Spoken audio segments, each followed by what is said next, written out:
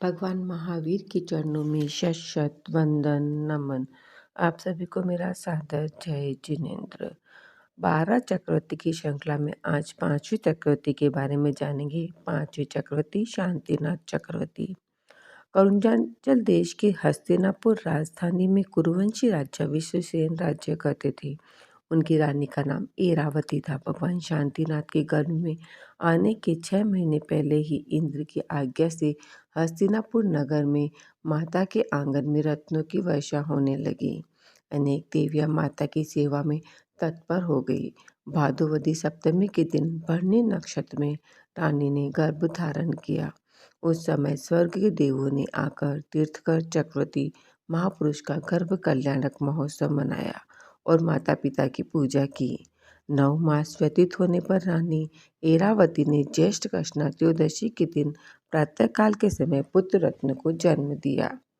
इनके जन्म लेते ही चारों तरफ शांति का राज कायम हो चुका था। इस कारण इनका नाम शांतिनाथ रखा गया। भगवान की आयु 1 लाख वर्ष की थी। शरीर 40 धनुष ऊंचा था। सुवर्ण के समान क्रांति थी। ध्वजा, तोरण, शंख, चक्र आदि 1008 शुभ चिन्ह उनके शरीर में थे। यौवनावस्था में अनेक कन्याओं के साथ इनका विवाह कराया गया। इस तरह भगवान ने जब कुमार काल के 25,000 वर्ष व्यतीत हो गए तब महाराजा विश्वसेन ने इन्हें अपना राज्य समर्पित कर दिया।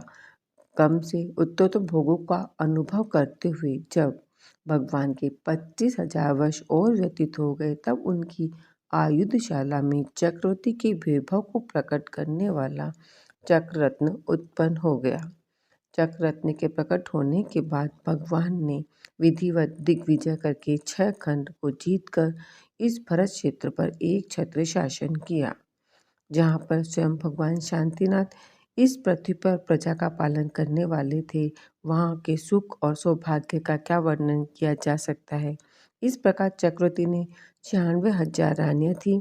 32,000 मुकुटबुद्ध राजा उनकी सेवा करते थे। 32,000 यक्ष हमेशा चंद्रों को डुराया करते थे। चक्रवर्ती के 3.5 करोड़ बंधुकुल होता है। 18,000 घोड़े, 84 लाख हाथी, 3 करोड़ उत्तम वीर अनेकों करोड़ों विद्याधर होते हैं। उनका वैभव बहुत ज़्यादा होता है। चक्रवर्ती शांतिनाथ जी ने अनेकों वर्षों तक पृथ्वी पर न्यायपूर्ण राज्य किया। तब एक बार अलंकार गृह के भीतर अलंकार धारण करते हुए उन्हें दर्पण में अपने 2 प्रतिबिंब दिखाई दिए।